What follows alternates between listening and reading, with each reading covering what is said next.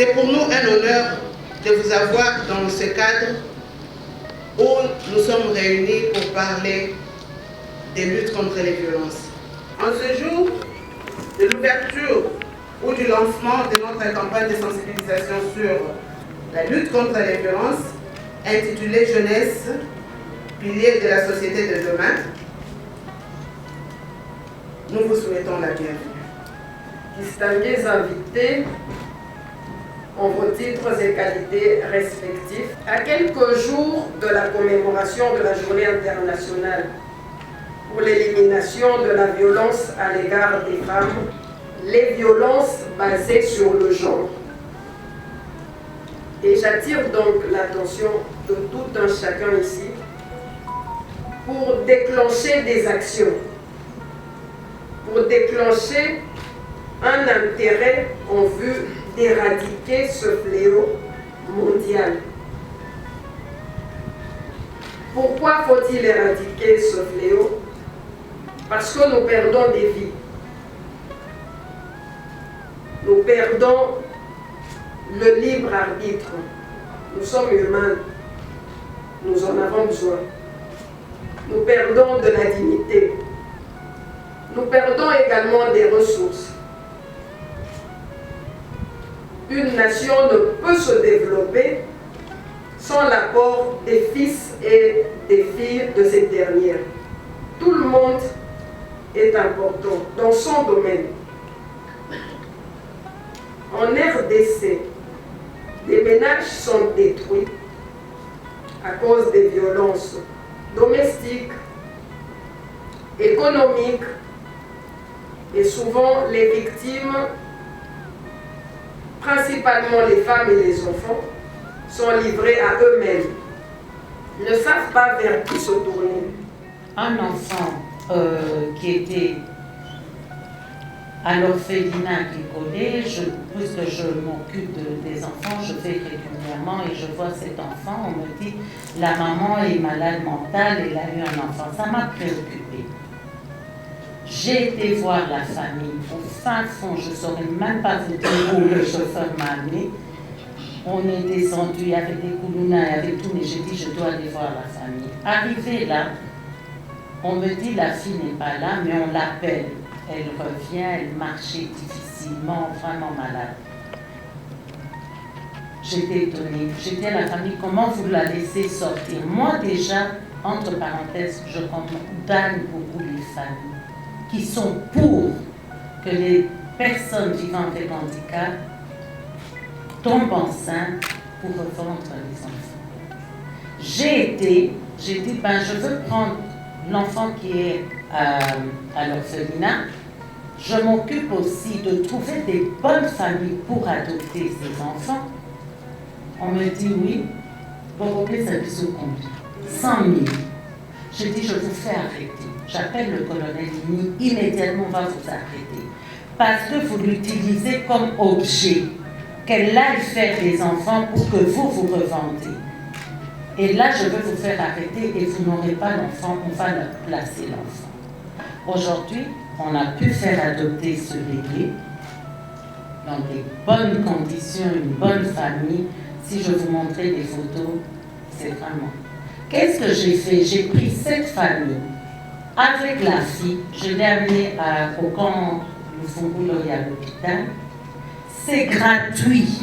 Si vous pouvez aider ces personnes vivant avec handicap, on lui a mis l'implant pour ne plus faire d'enfants. La famille m'a dit, mais c'est quoi au pot à les sous-sauter? J'ai dit, commerce n'a plus ici. Et aujourd'hui, cette fille, je la suis de près, elle doit avoir 28 ans. Je l'amène au contrôle pour voir si ça se passe bien. Alors, vraiment, la violence est là pour les personnes vivant avec handicap. Je suis dedans, je vois. J'ai dit, j'ai trois. Il y a deux chégués. Une qui était en dessous de mon immeuble, j'habite l'ambassade de Belgique. Ils sont là, plein de chégués. Ils savent que je m'occupe des enfants. Une dame qui fait le manger là dehors, elle vient, maman, chèque oyo maman oyo aboti azoteka mwana. Je dis quoi? Je dis bon, yebise aya. Banda kopesi biloko ya kolia, je te paye chaque semaine pour sa semaine. Qu'elle mange mais qu'elle ne vend pas l'enfant. Nous, on va récupérer l'enfant, on va l'amener à l'orphelinat, mais l'enfant n'avait que 1 ou 2 semaines, elle a l'été. J'ai appris, j'ai dû voyager d'urgence 1 semaine, le temps de mon retour, à Tekagi, na Sénégalais, mon au moins, on a $200. Mais vous imaginez, la 3e, comme la pédiatrie de Kalembelembe, c'est ma 2e résidence. Je vois un bébé malnutrition dans un état critique, elle allait mourir. Je ne sais pas si maître vous étiez avec moi. Je dis, je prends en charge, on doit soigner cet enfant et tout. La maman est lâchée, elle est tatouée, elle sort dans le couloir fumer du chanvre. Je dis, on doit faire adopter cet enfant. Elle dit, ok. Le grand-père, tu vis où? Elle a accouché en dessous d'un banc, elle a coupé elle-même avec une lame de rasoir rouillée l'ombilical. Je dis, l'infirmière me dit, Azana oncle Naya Yaka Komo Naye. Je dis, je lui donne l'argent, je dis, soit moto kendo penge l'oncle. L'oncle vient, je dis, papa, beaucoup la moi non yoté. Je dis, Nana, je suis en charge, je vais payer toute l'hospitalisation, les soins et tout. Mais on va faire adopter cet enfant parce que tu as les moyens de t'en occuper. Il me dit non. Je dis, alors on va trouver une solution pour moi, non, pas soyer la famille à pour la malade. La même chose, pour couper sa vie sur combien. Et c'est ça que Madame la juge, il faut se battre en commençant à punir les familles, à poursuivre les familles, parce que c'est ce que je fais. Mais je suis seule, je n'ai pas d'aide à m'accompagner, il me faudrait une équipe, parce que j'ai une équipe d'assistante sociale. Quand j'ai des cas, j'envoie pour voir si vraiment c'est des démunis, parce qu'on me ramène des enfants. Je suis aujourd'hui à 1085 enfants opérés gratuitement à la pédiatrie de Kalembelembe, des grosses pathologies, pas des enfants vivant avec handicap mental. Ça, je m'occupe de 200 enfants trisomie 21 qui sont dans le village Bondeko, dans tous les centres de village Bondeko. Ils sont pris en charge par moi. Mais les enfants qui vivent avec handicap viennent et je m'en occupe, je fais opérer gratuitement. C'est pas facile en ayant encore ces enfants abandonnés, vendus.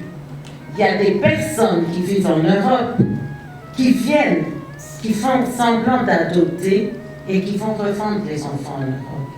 Et je suis au courant de tout ça.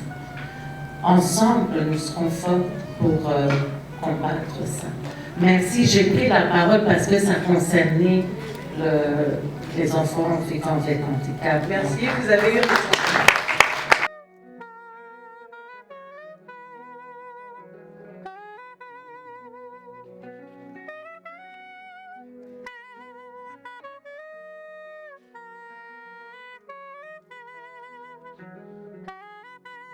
Je félicite l'organisation AIFA d'avoir organisé pour nous donner beaucoup de renseignements.